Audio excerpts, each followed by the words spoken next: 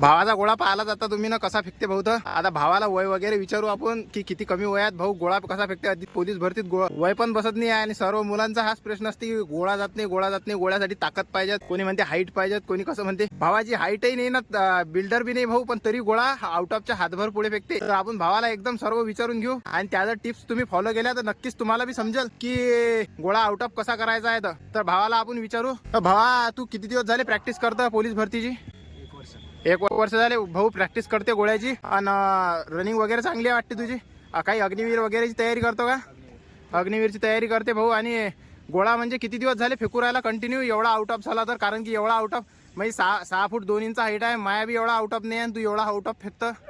कस काय फेकतं एवढा आउट ऑफ गोळा? 1 वर्ष झाले प्रॅक्टिस चालू आहे. कंटिन्यू रोजचे किती गोळे फेकत होता भावा तू? रोज तरी 50-60 गोळे फेकत होता भाऊ, पाहून घ्या. आणि भावाचा हातभर गोळा पुढे झाला. अरे भावा, तू या पोराईसाठी काय टिप्स देशील की बाबा यायचा बी गोळा आउट ऑफ झाला पाहिजे? खूप मुलांचं म्हणणं असते की बा गोळ्यासाठी हाईट पाहिजे, दंड पाहिजेत, हे पाहिजेत, वजन पाहिजेत, मग गोळा जाते. तर तुझं तर काहीच वाटत नाही असं समजा. हाईट किती आहे तुझी सांग बरं एक वेळ.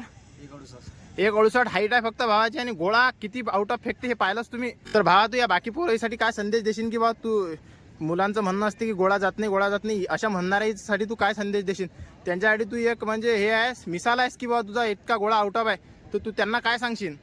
रेग्युलर 40-50 गोळे फेकायची, हा मेहनत चालू ठेवायची, हा जागेवर नाही फेकायचा, हा स्टेप घेऊनच फेकायचा. हा भावा, तुझं नाव सांगून दे एक वेळ. आपण खूप काही विचारलं पण तुझं नावच नाही विचारलं. नाव काय आहे तुझं? प्रणय इंगळे, कोण्या गावचा आहे तू? पातूर. पातूरचा आहे भाऊ. आणि वसंत देसाईवर प्रॅक्टिस करते. आणि भावाचा गोळा किती आउट ऑफ आहे तुम्ही पाहिला. आणि व्हिडिओ तुमच्याजवळ समजा अकोला जिल्ह्यातले असताना पोहोचला असेल तर कमेंटमध्ये नक्कीच सांगा की तुम्ही पण वसंत देसाईवर प्रॅक्टिस करता काय. तर धन्यवाद मित्रांनो, भेटू नंतरच्या व्हिडिओमध्ये. भावाच्या टिप्स नक्कीच फॉलो करा आणि आपल्या चॅनलला सबस्क्राईब करा.